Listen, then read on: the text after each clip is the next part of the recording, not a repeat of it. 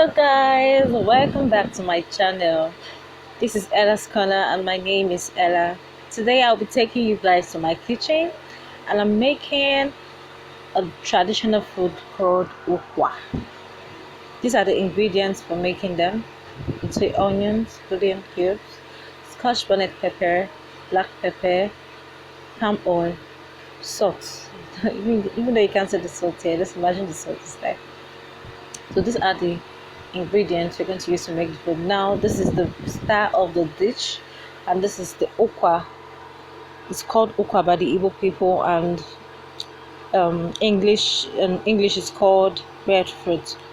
This food is very proteinous and very expensive. It is it's said to be that the rich people are the ones that can afford to buy this. In this tray, I have up to 10 cups of ukwa because I'm cooking for a family of 8. Yeah, so this is what I'm using. So now I've washed my ukwa, then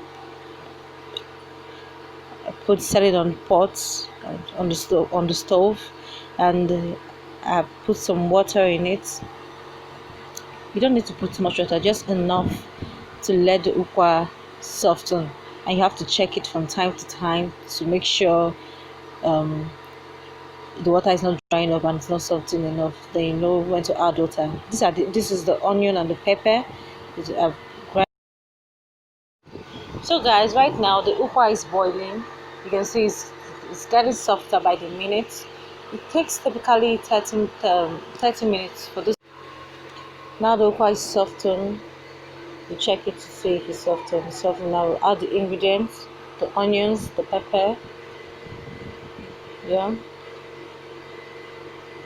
By now the whole house should be oozing of nice smell. I'll go on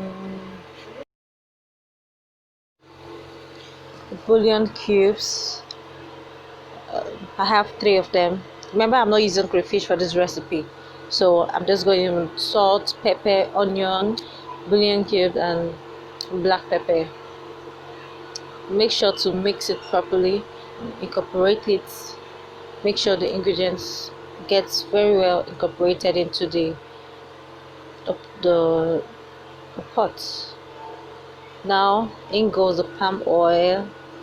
This palm oil is equivalent to 1 cooking spoonful of palm oil. You don't need too much palm oil to make ukwa. You just need the palm oil to make it shine, not necessarily overpower it. So you have to go gently with the palm oil. When you put the palm oil, you have to turn it, because this ukwa has a porridge consistency. So you turn it to incorporate it, and as it boils, the color diffuses into the okwa, and you see the difference it's going to make. So at this point, after turning it, you let it boil. Then I'm going to add the black pepper, Cameroon pepper. This adds flavor to the dish. It gives a distinct taste. I don't use too much of that though, because I have Scotch bonnet pepper in it. Now this one here, over here, is like a 10 naira packed pepper, and this is how much I use. I didn't use all of them. Then now I'm going in with my salt. You know, we don't really measure salt in Nigeria. You just use your head to know how the level of salt you need in your dish. After that, you mix it properly. Make sure everything is mixed together. Let it boil. Let everything marinate into each other. Let all the ingredients marry each other inside the pot. By now the house is going to be smelling like mini heaven. I don't want to say heaven because I know heaven is better than this. So it's going to be smelling like mini heaven, because the smell of this, like, no one can miss the smell of okwa. You can't confuse it with any other thing. You know, like when you're cooking jollof rice and you're cooking stew and it smells the same way. But with okwa, you're cooking okwa, the whole world knows you're cooking okwa. This dish is going to be very delicious. Very delicious. I can't wait to try this. What are you waiting for? You two can try this. And yes, there you have it. Lovely, delicious ukwa is ready to be eaten. You can pair this with fried fish and it goes absolutely deliciously well. Yeah, thank you guys for watching. Bon appetit.